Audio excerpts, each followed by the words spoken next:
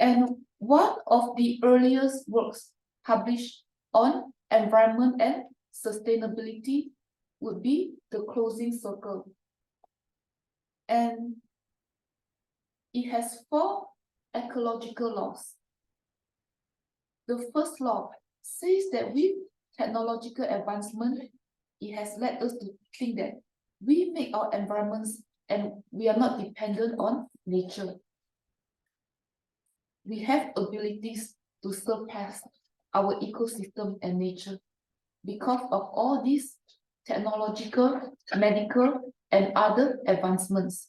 And because of that, the second law states that we forget that the growth of our ecosystem is limited. And because of that, the third law says that man-made changes to the ecology, like productive technology, all kinds of detergent, different kinds of insecticides and herbicides can disrupt and degrade the ecosystem.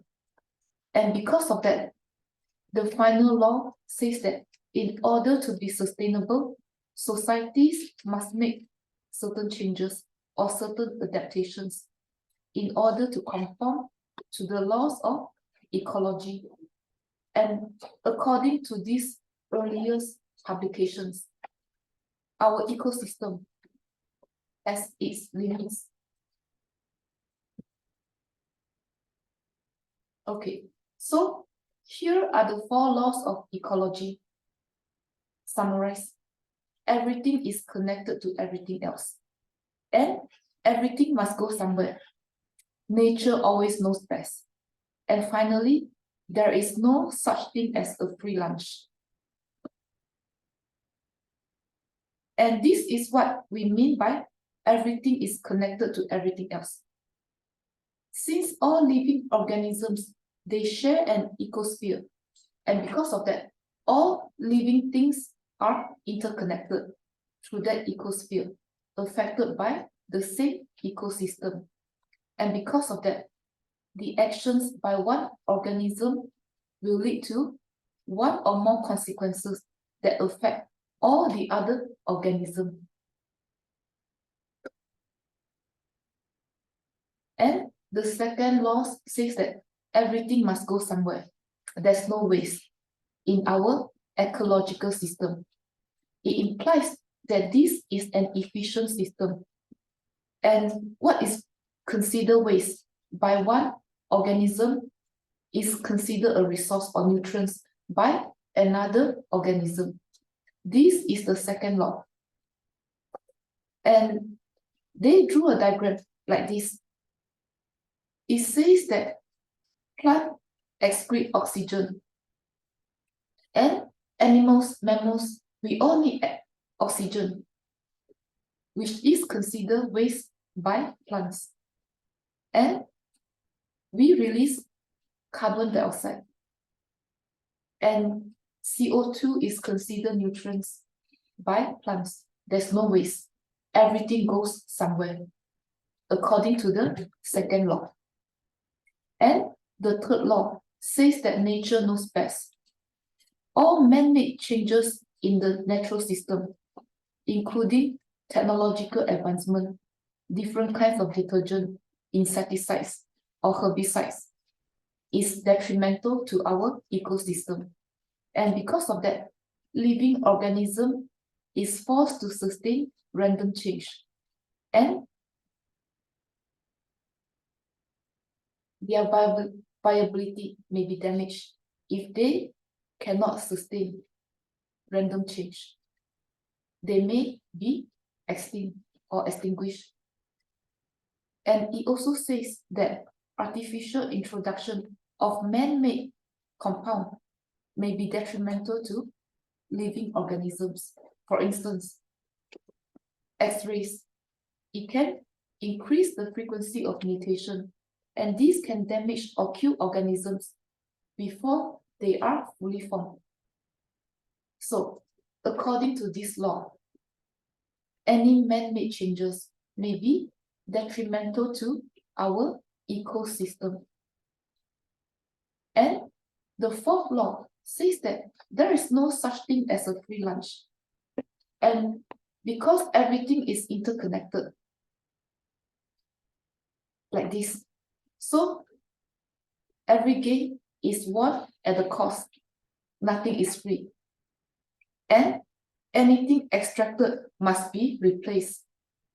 If it's not replaced, as we see in this day and age, it can be detrimental to our ecosystem. So anything extracted should be replaced, maybe as soon as possible. It cannot be avoided or delayed. And we already see the ramifications even in this day and age. And conversion into something more useful or something more useless has to occur from resource exploitation. So every gain is won at a cost. The fourth law. And we know it's a no-brainer. Access to safe water should be a basic human right. In all countries, all parts of the world, people should have access to safe water. But it's not the case. Only about 2.5% of all water on Earth is considered fresh water. And because of that, we can see that this can lead to all kinds of health consequences, illnesses, diseases. And the lack of clean water or safe water can also hinder sustainable development. Sustainable development is different from economic development. Economic development seeks to prosper a given location through different productive activities. Sustainable development adds the dimension of environmental integrity or environmental sustainability to the process of economic development. So it's a no-brainer. If there's no clean and safe water, it is going to affect sustainable development. And many people live in water stress and water scarce countries. And this phenomenon is projected to increase. And unsustainable water use can affect agriculture and industry. It can affect the Aral Sea in terms of irrigation. And we know that the Yellow River in China is running dry. And the Rio Grande River has a sandbar developing around. It's not a good thing. And many dam constructions have stopped in many countries like Turkey, China, and India because of the lack of sustainable water or secure water sources. And this can also affect the functioning of industry. Goods cannot be produced or distributed on time because of the lack of sustainable water. Okay, so the water quality in any location is affected by the water availability, land use, industrial and agricultural production, and waste disposal. And we know the water quality is interconnected to a person's health or people in that location, their health. Okay. So food security or food insecurity is dependent on a variety of factors. And we saw a few weeks ago food insecurity. And sometimes because of that, people rely on salty snacks, sweet snacks, sodas, liquor, junk food, red meat, processed meat, or other obesogenic behaviors. These can lead to different kinds of illnesses and diseases in years to come. And what determines food insecurity? It can be environmental degradation, population growth, and because of that, there's not enough food to feed the growing population, or overextended agriculture. Because maybe connected to population growth, maybe manufacturers or even families, or just individuals, they want to increase food production. They keep using the same soil. They plant more and more and more and more frequent on the same plot of land. It is going to deplete the salinity of the soil. It's going to affect food production. It's going to affect the quality of food, or even inadequate food distribution, maybe due to the lack of transportation, or maybe poverty or high crime. These can all affect food security or food insecurity.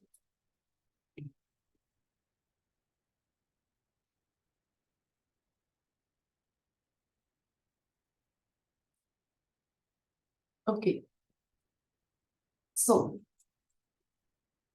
sustainability of intensive farming can improve food security, can reduce the problems related to food insecurity, but there are a few factors that determines whether a kind of farming or an intensive type of farming is sustainable or not. And one of them would be the presence or absence of mad cow disease or foot and mouth disease. These can affect farming, it's a no-brainer. Or the presence or absence of salmonella poisoning or E. coli infections. And when the sustainability of farming is compromised, these may lead to the risk of different diseases and illnesses in years to come. It has health ramifications. Okay, so here are the barriers to food security due to environmental degradation, limited arable land because of poor soil, or the lack of rain or too much rain, and also the shrinking size of family farms. So it's going to affect food production for growing population, land degradation due to the soil being overworked or overexposed, or land degradation due to faulty irrigation or drainage, or land degradation can also happen due to the misuse of fertilizers, herbicides, pesticides that affect the soil, leading to soil degradation. And we know that we've been through this. Salt buildup in the soil can affect irrigated lands, and these can affect the quantity and quality of food. Or water shortage near the irrigation area can lead to the farmers or just anybody's ability to maintain the food supply. And sometimes rats or insects can also attack the crops, we know. And sometimes food shortage can also be due to spoilage or the lack of transportation. And I'm sure you realize sometimes we saw on the news, sometimes there are a lot of food being produced in one area, but because of the lack of transportation or because of the absence of cars, trains, or other means of transportation, the food can go bad in that area without being transported to another area.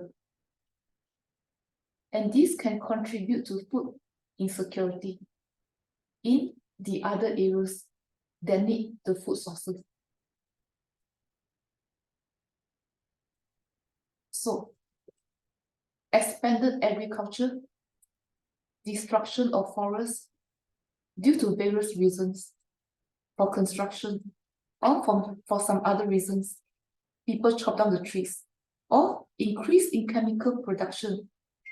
All these can lead to increase in greenhouse gas emission, which is not good for our atmosphere. These can lead to all kinds of health implications, is a no-brainer. And rising ocean levels, maybe due to rising temperatures, can lead to the loss of farmlands or croplands, wetlands, and other living spaces. It can also increase flooding in the nearby areas. Another environmental hazard. It can also lead to coastal erosion. And all this happening due to rising levels of ocean can compromise our food supply. It can also compromise maybe the quality of our food, even if people figure a way to grow food in the midst of rising sea levels. And rising oceans can also lead to salinization of aquifers. It compromise the quality of food source for animals and maybe humans, who knows. And rising temperatures and changes in precipitation, maybe due to climate change, can affect renewable resources. It can be a public health threat. And it can also increase instances of dengue, malaria, and other health problems. So we know that environmental degradations has health ramifications. And habitat destruction can lead to species extinction, because all kinds of species, whether it's insects or animals or sea creatures, they may migrate to somewhere else where they can survive better. And deforestation can have implications on population growth. If people cut down the trees to build more buildings, high rises, it can lead to population growth. But these can also lead to environmental degradations, air pollution, compromised water quality, and so on and so forth. And countries with remaining tropical forests also have high population growth rates. This is according to data. You can just Google it. And migration, whether it's human migration or species migration, can change the biodiversity. And migration can also change how forest looks like, whether it's migration of humans or species. And migration is also a form of brain drain. And because of that, these can affect sustainable development. And usually, those who remain are either the very old, the very young, or the sick. They can't do much to develop that area. They cannot do much to maintain environmental integrity, even if they have good intentions. And obviously, migration can affect any habitat. It can reduce habitat destruction at some point. It can ease out population pressures due to population growth. But at the same time, migration can also change the habitat because of species loss. And increased prosperity or affluences can increase environmental pressure. One way is through increase in paper usage, through prosperity and economic development. And the same with persistent poverty. And I will show you why in the next slide. And as we can see, global usage of fuelwood has doubled over the past 5 decades, due mainly to population growth. And because of that, we see more and more environmental degradation and climate change in many parts of the world. And population size or population growth, and how the population is distributed in different locations, different regions, or population movements or migration can determine how people relate to their environments.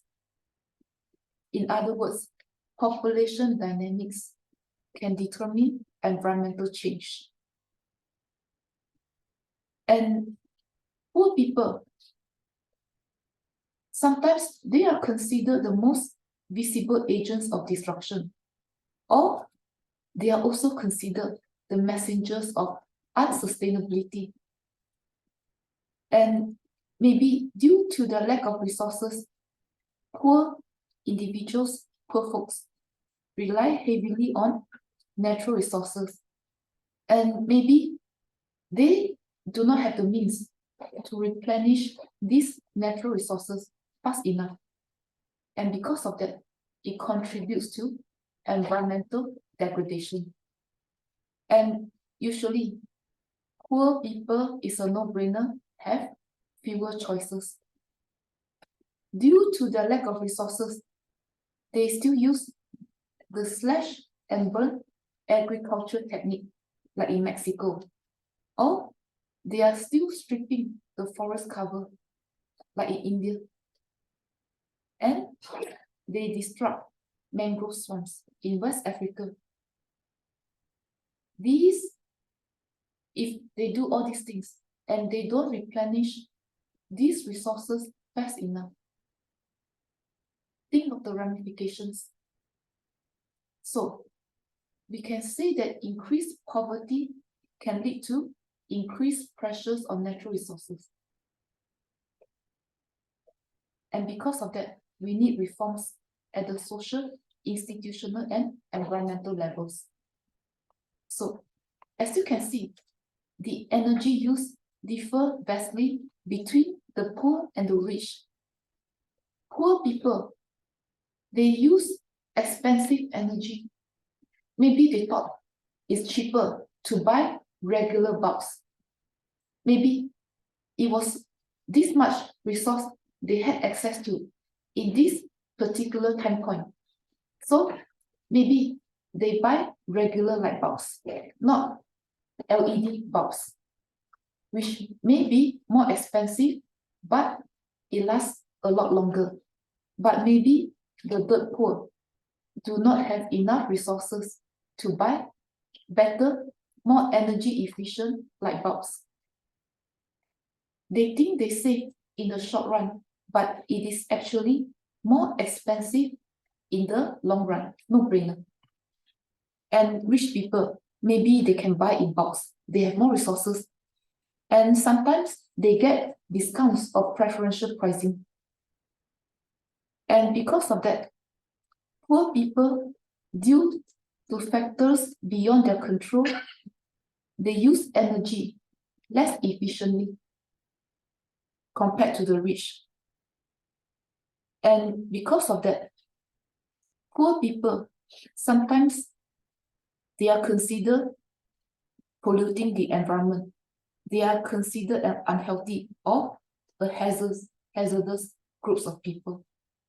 And because of that, sometimes the rich are considered a less burdensome group. But we do know, sometimes the rich, they do damages to the environment as well, to the air and rivers. Capitalists, multinationals, factory owners, they go to other countries, and sometimes, to be the devil's advocate, sometimes these well-to-do folks, they deliberately look for the loopholes in the laws of the host country, so that even if they compromise the environments, whether it's air, water, or river. They don't really have to bear the consequences. So maybe the poor and the rich can both be polluting, unhealthy, and hazardous if they don't exercise social responsibility. Okay. Because of the distorted pricing structure in Gujarat in India, this was one case in the past. The poor farmers in Gujarat, India, they had to pay the full cost of pump irrigation, even if they were provided by the NGO. It might increase the burdens of these poor farmers. And on the other hand, maybe the rich farmers, being more educated, more aware, they could obtain subsidized water through the state scheme.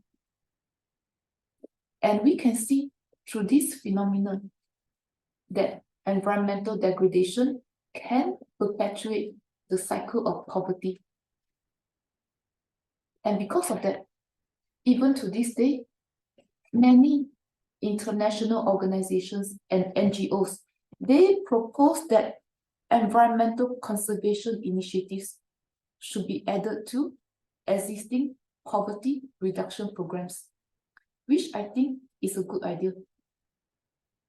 And maybe a decentralized approach that gives control to people, to entities, to stakeholders at the local level, like what happened in Nepal and the West Bengal in India. It might be a good way to go, because these locals or the local leaders, because they live there, maybe some of them, grew up there, maybe lived there their whole life or for a long time. And because of that, they have tacit knowledge or implicit knowledge pertaining to that area, even if they may not be very highly educated. They still have tacit or implicit knowledge pertaining to that phenomenon or that area. They may have a better sense of what needs to be done to fix the problem compared to bringing somebody, educated folks, or some professionals from elsewhere. They may not have the tacit knowledge pertaining to the problem, the phenomena, or that region. And because of that, decentralized forest resource management can improve the forest condition, and the local control can also be more effective in limiting illegal logging, because these locals or local leaders, they live there or they grew up there, and they are very familiar with the problems in that area. Or it can also limit illegal fishing or water use and theft. So a decentralized approach may be a good way to go. And here are the building blocks of a sustainable development strategy. We can increase resource base of the poor through land ownership reform, participatory management of common resources where everybody has a say, regardless of their social status in that location, or through public investments in land conservation, or through the creation of employment opportunities, or investing in alternative energies or infrastructure can be another building blocks to sustainable development in terms of sanitation, clean water, education, or improving healthcare and other services. Encourage people to support green technologies is another way to go. Implementing different pricing policies, limit profligate use of electricity, water, and fertilizer is one way to implement pricing policies towards sustainable development. So, the population in any area can determine whether the area is going to experience environmental stress or environmental degradation. And this often happens through how large or the number of population, the population size, and the level of consumption of the people in that location. All these are going to determine whether that area is eventually going to experience environmental stress or environmental degradation. Because with the people living in that area, we are going to know whether or how the waste are being released back to the water, air, or soil, and whether the government is going to provide any treatment to all these waste they are being released back, whether the government can or cannot afford to do so. And all this has health implications. So, rising affluence, prosperities, economic development in the absence of maintaining environmental integrity, where people consume beyond their basic needs. This can put additional pressure on any ecosystem.